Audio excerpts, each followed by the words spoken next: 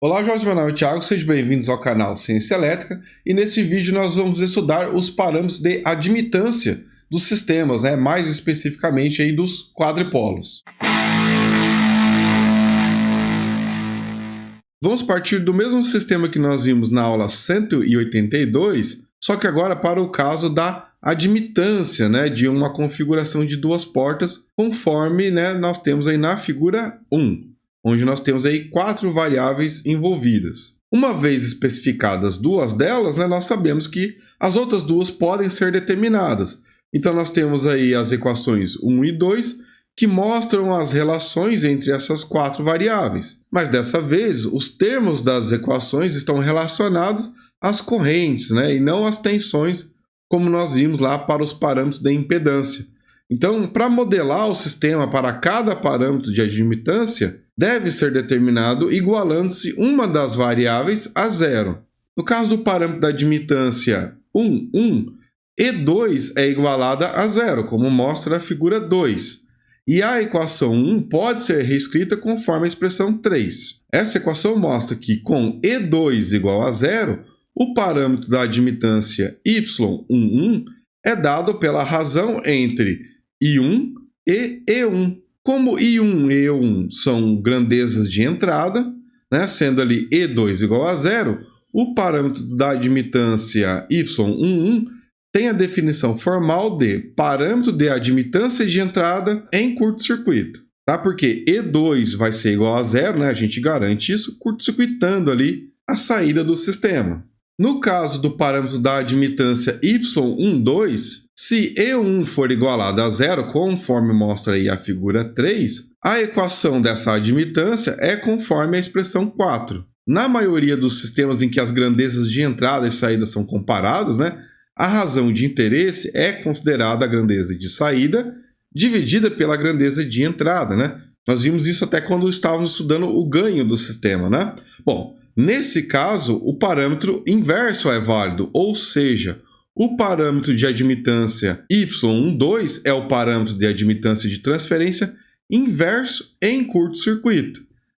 Então, quando nós falamos em transferência, quer dizer que Y12 relaciona grandezas de entrada e de saída para a condição onde a tensão de entrada E1 é igual a zero. Então, para uma fonte aplicada E2, a razão I1 por E2 determina a admitância Y12, considerando a tensão de entrada igual a zero. Tensão de entrada igual a zero devido ao curto-circuito. Para determinar o parâmetro de admitância Y21, basta fazer a tensão E2 igual a zero e determinar a relação entre I2 e E1, conforme mostra a equação 5. Mais uma vez, temos a determinação de um parâmetro de transferência. Dessa vez, é a relação entre uma grandeza de saída e outra de entrada, de modo que nós usamos o termo direto. Então, nós temos que o parâmetro Y21 é o parâmetro de admitância de transferência direta em curto-circuito. O circuito, então, para determinar o parâmetro Y21 é mostrado na figura 4. Então, para uma tensão aplicada E1, o parâmetro Y21 é dado pela razão I2 por E1. Então, nós estamos considerando ali E2 igual a zero. E2 igual a zero é obtido através de um curto-circuito. E, por fim, para determinar o parâmetro de admitância Y22, basta fazer com que a tensão de entrada seja igual a zero. E vamos determinar a relação I2 por E2, conforme mostra a equação 6. Só que agora nós estamos determinando um parâmetro de saída. Então, Y22 é o parâmetro de admitância de saída em curto-circuito. O circuito para a determinação do parâmetro Y22 é mostrado na figura 5. Então, para uma tensão aplicada E2 ali na saída do sistema, o parâmetro Y22 é a razão entre I2 e E2 com E1 igual a zero através ali de um curto-circuito. Bom, agora vamos a um exemplo numérico, E se esse vídeo estiver contribuindo aí com os teus estudos, deixe seu like, verifique se você já está inscrito no canal e ative as notificações aí para ser avisado sobre as próximas aulas, ok? Vamos lá. Exemplo 1. Determine os parâmetros de admitância Y do circuito π visto na figura 6. Então aí está, né, pessoal, o circuito com suas admitâncias, né? E no caso aqui eu já estou convertendo no formato polar para representar cada uma dessas admitâncias ali dos elementos, né? Considerando a condutância G e as susceptâncias ali indutiva e capacitiva. Tá? Começando ali então pelo parâmetro da admitância Y11, nós vamos então utilizar o circuito da figura 7, onde é aplicada uma tensão E1 na entrada do sistema e na porta de saída nós temos um curto-circuito, fazendo com que E2 seja igual a zero. E agora nós vamos calcular a corrente I1, né? Que nesse caso vai ser E1 vezes a admitância total desse sistema. Só que olha só, aquele curto-circuito na saída faz então com que a admitância Y3, né, fique também em curto-circuito. Logo, nós temos aqui as admitâncias Y1 e Y2 em paralelo, e no caso das admitâncias, né, elas são somadas quando em paralelo.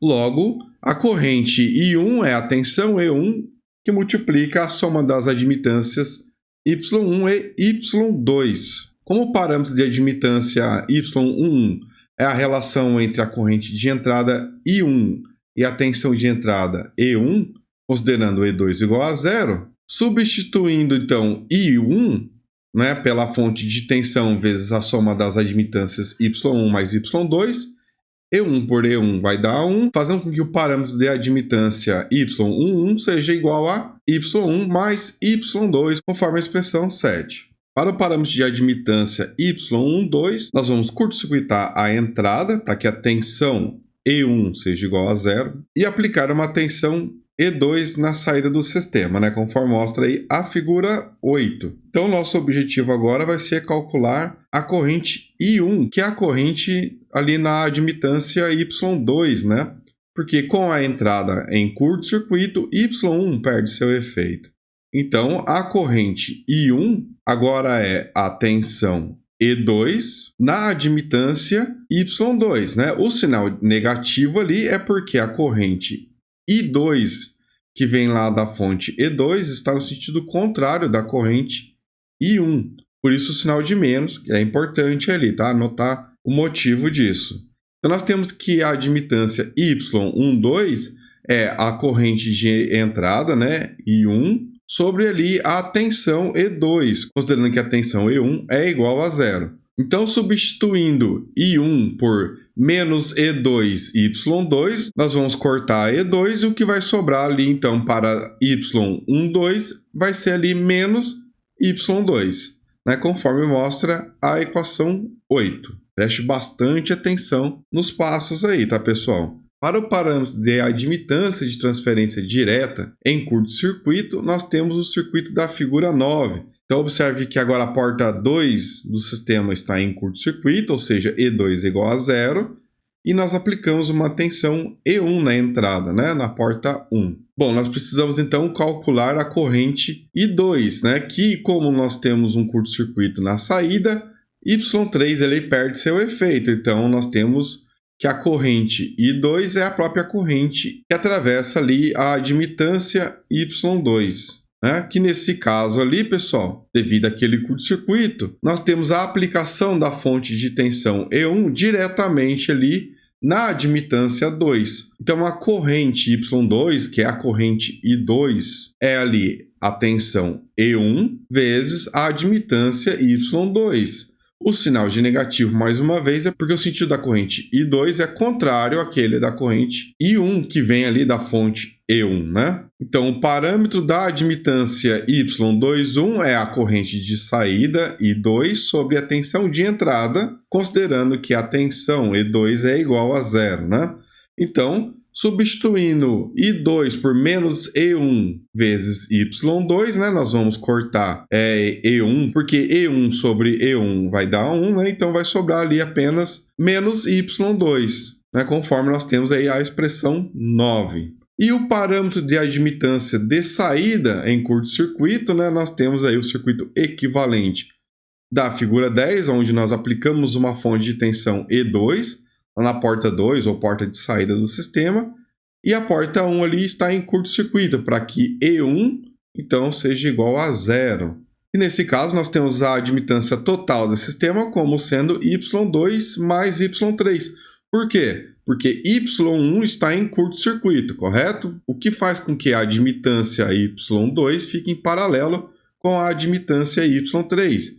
E admitâncias em paralelo nós somamos, correto? Então a fonte E2 enxerga as admitâncias 2 e 3 em paralelo, logo vamos somar elas, né? Então nós temos que a corrente I2 é a tensão aplicada vezes a soma das admitâncias Y2 e 3. Então o parâmetro de admitância de saída em curto-circuito é a corrente I2 sobre a tensão E2 para uma tensão E1 igual a zero, né? Substituindo Y2 ali, né? E2 por E2 dá 1, sobrando então apenas a soma das admitâncias Y2 e 3, conforme mostra a expressão 10. Então nós temos aí todos os parâmetros de admitância, né? De entrada, de transferência inversa e direta, e também o de saída. E nós temos aí, pessoal, os dois circuitos equivalentes que representam o sistema de equações que nós estudamos no início da aula, tá, pessoal? Vocês podem aplicar a lei de Kirchhoff para a corrente nos dois casos, tá? O circuito equivalente 1 e 2, você chegará nesse mesmo resultado, tá? Eu até sugiro que você faça isso como um exercício. Então observe, né, pessoal, principalmente ali no circuito equivalente da figura 11 ali, né, o circuito equivalente 1, ele também é bastante utilizado lá em eletrônica analógica. Não quer dizer que o circuito equivalente 2 não seja utilizado, tá? Mas são aplicações ali específicas. Os dois vão produzir o mesmo efeito, ok? É que o circuito equivalente 1 ele acaba sendo mais usado. Bom, agora é hora de treinar, né? Então faça o download da lista de exercícios. O link está na descrição desse vídeo, assim como também haverá um link para o vídeo com a solução da lista de exercícios para que você possa conferir o teu desempenho, né? Bom, caso esse vídeo tenha contribuído com os teus estudos, deixe seu like, né? E verifique a sua inscrição no canal, né? Ative as notificações aí também, tá? E também torne-se membro do clube do canal para receber ali conteúdos exclusivos, né? Como treinamentos, por exemplo, né? E também vai estar ali contribuindo com a manutenção do laboratório, ok? Bom, fique à vontade para deixar críticas, dúvidas ou sugestões aí na área de comentários. Forte abraço e até a próxima aula.